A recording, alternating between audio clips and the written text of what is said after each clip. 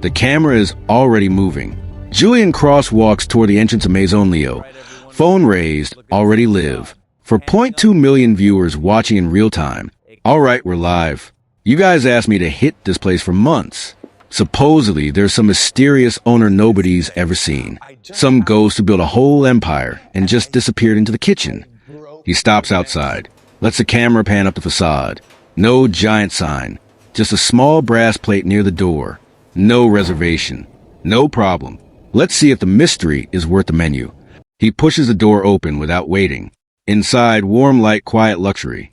A host looks up, clocks the phone, clocks the live indicator. Her smile stays, but something shifts behind her eyes. Julian doesn't notice. He never notices. Table for one.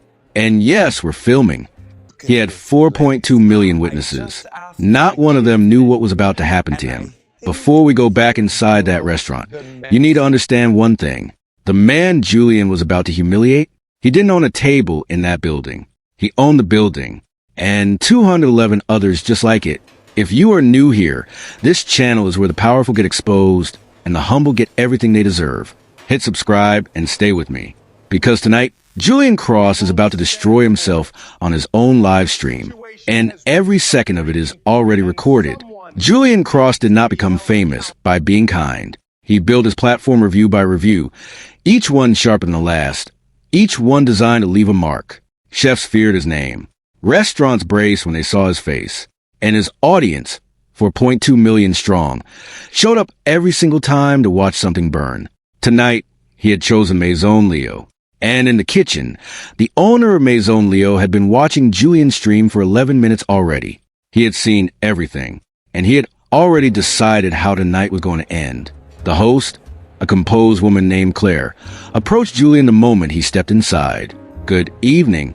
Do you have a reservation with us tonight?" Julian turned the camera on her.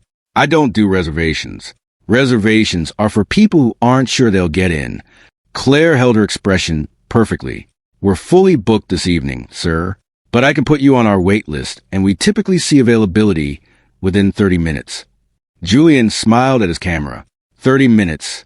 They want me to wait 30 minutes in the lobby like I'm at a dentist's office. Chat, should I wait or should we find somewhere that actually wants our business? The comments flooded instantly. Leave. They don't deserve you. Go somewhere else, Julian. He read them out loud. Performed every single one. Claire did not move, did not blink, simply waited. That composure, that quiet refusal to fracture, visibly irritated him more than any argument could have. You know what? We'll wait, but we're documenting every single minute of it. He turned the camera to the dining room, panned slowly across the tables. Guests quietly eating. Nice enough place. A little too pleased with itself, if you ask me. We'll see if the food justifies the attitude. He settled into a chair near the entrance. Phone still raised. Still live, still performing. What he did not see was Claire slipping quietly to the back, leaning through the kitchen door, and saying only 2 words to the man standing at the pass. "He's here." The man at the pass did not look up. He simply nodded once. His name was Leo Aron, and the restaurant Julian Cross had just walked into was the first location of a hospitality empire worth $500 million. Leo had built every piece of it himself. No culinary school, no family money, no connections. Just one recipe, one room, and 22 years of refusing to quit. But here's the thing about Leo Aron that made tonight different from any other night someone had walked into his restaurant with attitude. Leo had never once put his face on the brand.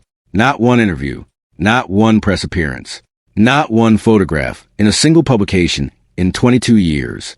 As far as the outside world was concerned, the owner of Maison Leo was a ghost.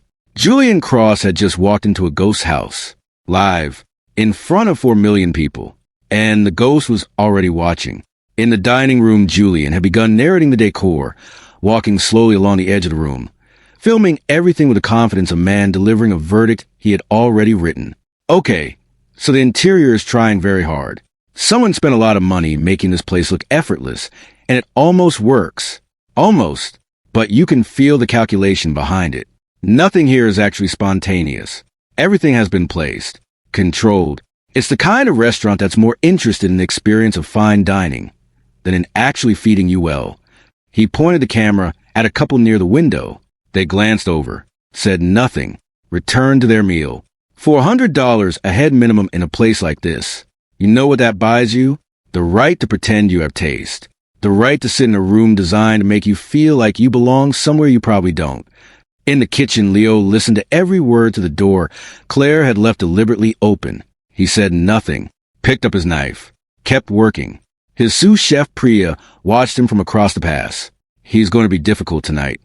Leo did not look up. He already is. Claire reappeared in the dining room. Sir, we have a table ready for you. Julian looked at his camera. 30 minutes, they said. It had been 6. He followed Claire to the center table. Prime placement. The kind reserved for guests the restaurant wanted to be seen hosting. Julian sat down, propped his phone against a water glass, angled it to capture both himself and the room. He opened the menu. For a moment, he said nothing, just read. And something crossed his face that he did not intend to show. A flicker. Genuine interest. Gone before anyone watching could name it. Okay, so the menu is short. Very short. 8 entrees, 5 starters, 3 desserts. In a restaurant, charging these prices a short menu is either a sign of extreme confidence or extreme limitation. We are about to find out which one. He flagged down a server. Young man. Composed. What's not on the menu? The server paused. I'm sorry. Off menu. What can the kitchen actually do that they're not advertising? Every serious kitchen has a list. What's yours? The server smiled carefully. Our chef prefers to let the menu speak for itself. Everything on it is made to order, but we don't typically prepare dishes outside what's listed. Julian looked at his camera. Typically, he said typically. He looked back at the server. I want something the chef considers personal. Something he would cook for himself. Can you make that happen, or is that above your pay grade? The server held a composure. Let me speak with the kitchen. Julian watched him go. This is a test chat. Any kitchen worth its reputation has a chef with a signature. Something they don't put on the menu because it's too personal or too good to share with just anyone. If they come back and say it can't be done, we already have our review. What Julian did not know was that in the kitchen, the server had just relayed the request word for word to Leo. And Leo had said yes before the server finished the sentence. 20 minutes passed. The kitchen door opened. Leo walked out himself. No announcement. No introduction. He carried the dish with both hands, sat down in front of Julian with the same quiet precision he had used preparing it, and stepped back. Julian looked at the dish, then at Leo. You're the chef? I run the kitchen. Julian turned the camera on the dish. A single plate. Clean lines. Deceptively simple presentation that somehow managed to look both humble and deliberate at the same time. Interesting. Very humble looking. Chat, the secret dish is giving home-cooked Sunday meal. I don't know if that's charming or concerning. He looked back at Leo, who had not moved. What is it? Leo described it in 2 sentences. The name, the preparation. Nothing more. Julian nodded slowly. I respect the confidence, I suppose. Let's see if it earns it. He picked up his fork. Leo stood and watched, patient, still, the way someone stands when they already know what is about to happen. Julian took the first bite. 3 full seconds of silence. On a live stream, 3 seconds is an eternity. His audience felt it immediately. The comments shifted. Why did he go quiet? Did he like it? Julian say something. Julian set his fork down. It's fine. Honestly, I've had versions of this dish in a dozen cities, and this one doesn't separate itself from any of them. The balance is off. The seasoning is timid. Whoever developed this recipe has technique, but no boldness, no point of view. He looked directly at Leo when he said, whoever developed this recipe. Leo held eye contact. No offense to your chef, but this is exactly what I meant about confidence without justification. Simple can be extraordinary. This is just simple. Leo looked at him for a long moment. Thank you for feedback. He picked up the plate and walked back toward the kitchen. Julian watched him go, turned to his camera, didn't even defend it. That's what happens when people know deep down that you're right. He reached for his phone and opened his review draft. What Julian could not see was Leo on the other side of that kitchen door, setting the plate down on the pass, standing completely still for a moment, and then saying one thing to Priya. He hesitated. Priya nodded. 3 seconds. I was watching the stream. He reached up and untied his apron. Folded it once. Set it on the pass. Give me 5 minutes. Priya stared at him. In 12 years, she had never once seen Leo Arn take off his apron during service. In the dining room, Julian was already reading his draft review aloud to his audience. Each line sharper than the last. Maison Leo trades on mystery because mystery is easier to sell than excellence. The food is competent, cautious, and completely forgettable. The signature dish, served personally by a chef who seemed more interested in my reaction than in his own craft, was a culinary equivalent of a firm handshake. Technically correct, completely uninspiring. He paused, let it land, and the chef himself. Soft-spoken, unassuming, the kind of man you would walk past on the street without a second thought, which is fine. Not every great chef needs a personality.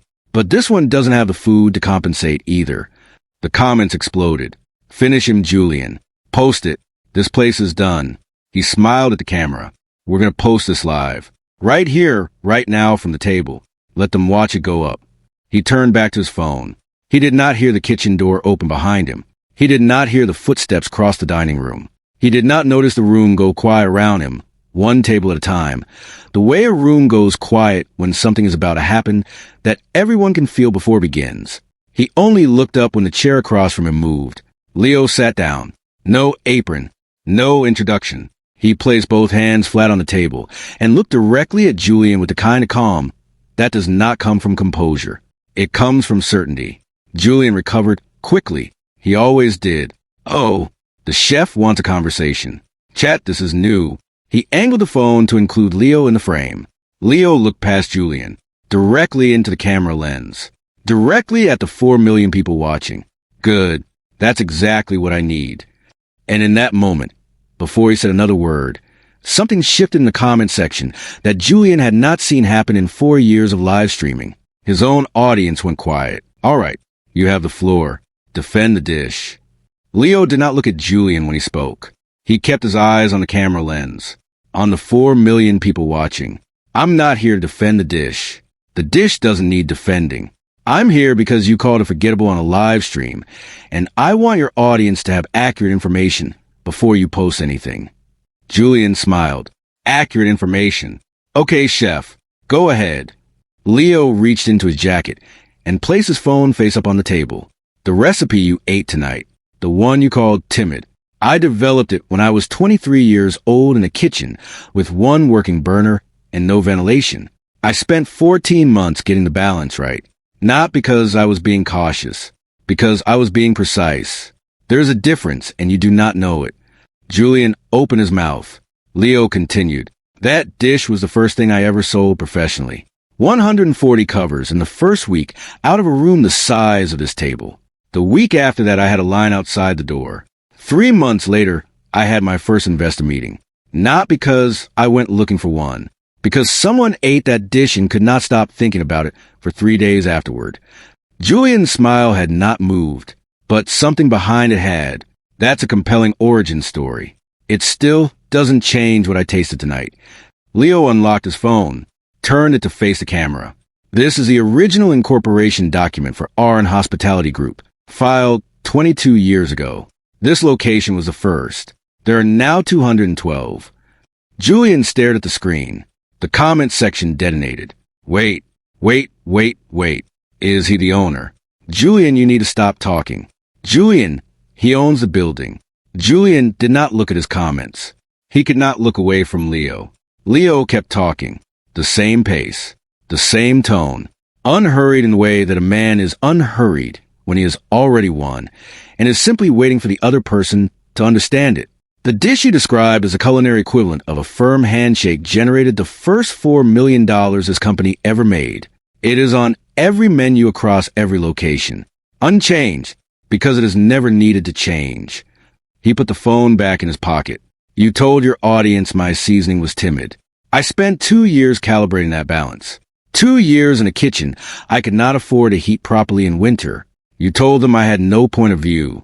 That recipe is the foundation of a company currently valued at $500 million. That is my point of view.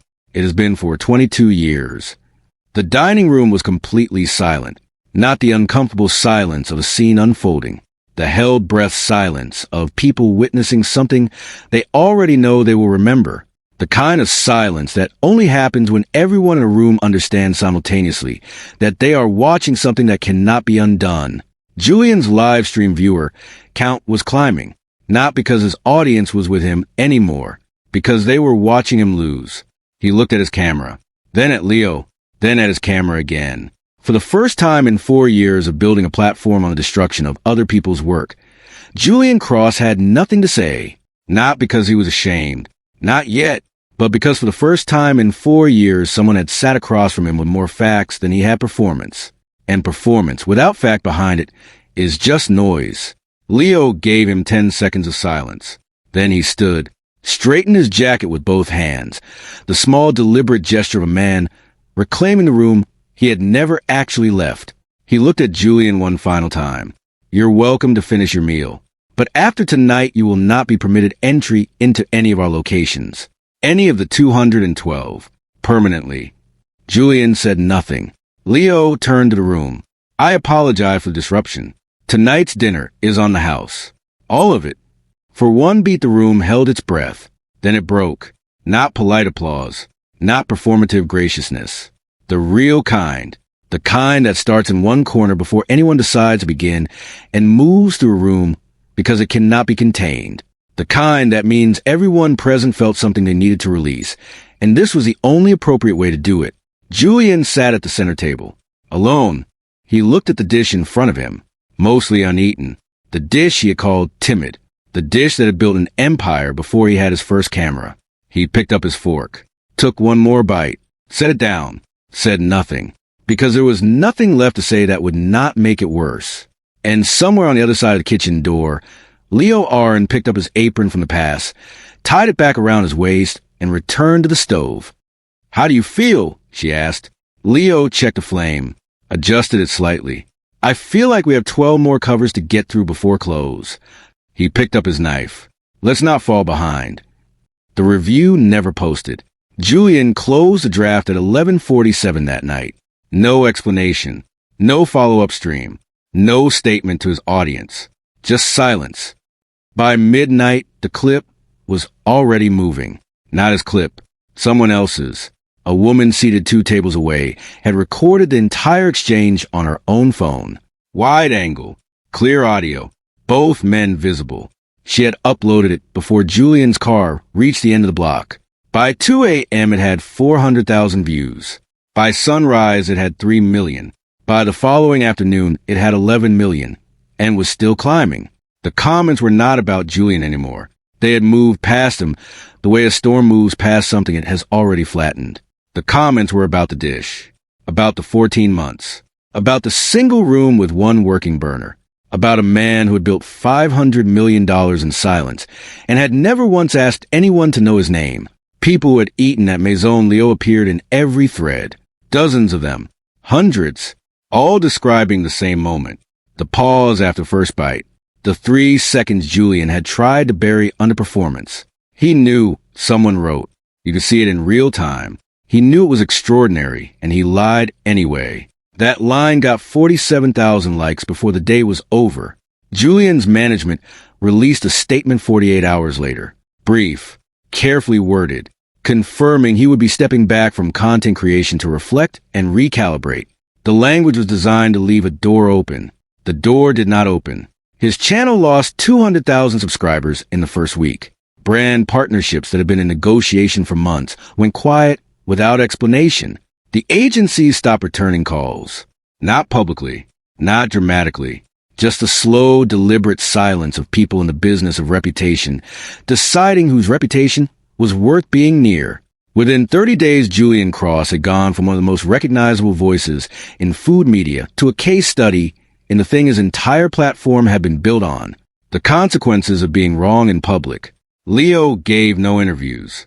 The R and Hospitality Group released one line through their communications office, confirming the permanent ban and nothing further. No follow-up, no engagement with the press requests that arrived in waves for 2 straight weeks. The story was not theirs to extend. Reservations at every Maison Leo location filled within 72 hours of the clip going wide. The flagship location where it happened was fully booked for the next 5 months by the end of the first week. Inquiries came in from cities they had not actively marketed to in years. From international markets where the brand had quiet presence but never significant noise. The noise had found them. Leo had not gone looking for it. He never did. On the morning the clip crossed 11 million views, Priya set her phone on the pass and looked at him across the kitchen. 11 million. Leo was plating, focused, unhurried. The reservation line is backed up, he said. We need to talk about staffing for next month. Priya smiled, picked up her phone, put it away. That was the end of the conversation. 3 weeks after the clip went viral, a small envelope arrived at the restaurant addressed to Leo personally. No return address. Handwriting that was careful and deliberate. The handwriting of someone who had taken their time, deciding whether to send it at all. Leo opened alone in the back office after close. Inside was a single note card. It read, I hesitated because it was extraordinary. I am sorry I did not say so when it mattered. I do not expect this to change anything. I only wanted you to know. It was not signed. Leo read it once, folded it carefully, held it for a moment, then he opened his desk drawer and placed it inside. Not in the trash, not on display, just kept. The way you keep something that arrived too late to change anything, but still managed to mean something anyway. He turned off the office light, walked back through the kitchen the way he did every night after close. Checked the stove, checked the pass, checked the walk-in. The small rituals of a man who had been doing this long enough that the building felt like an extension of his own body. He paused at the framed photo on the kitchen wall. Younger Leo, a tiny original kitchen, a handwritten menu in his own handwriting from a time when the whole thing was still just a belief and not yet a fact. He looked at it the way he always looked at it, not with nostalgia, with something quieter than that, the private acknowledgement of a distance traveled that nobody else could fully measure. He turned off the kitchen light. Outside the city moved the way it always does, continuous and indifferent. And across 212 kitchens and cities he had built into slowly and deliberately over 22 years, the same flame burned under the same dish. Patient, precise, unchanged, because some things, when they are right from the beginning, do not need the world to recognize them. They only need the courage to keep going until it does. If you believe that excellence always outlasts arrogance, you are exactly who this channel was built for. Hit subscribe and turn on notifications so you never miss a story. And tell me in the comments, was Leo too patient or did he wait for exactly the right moment to speak?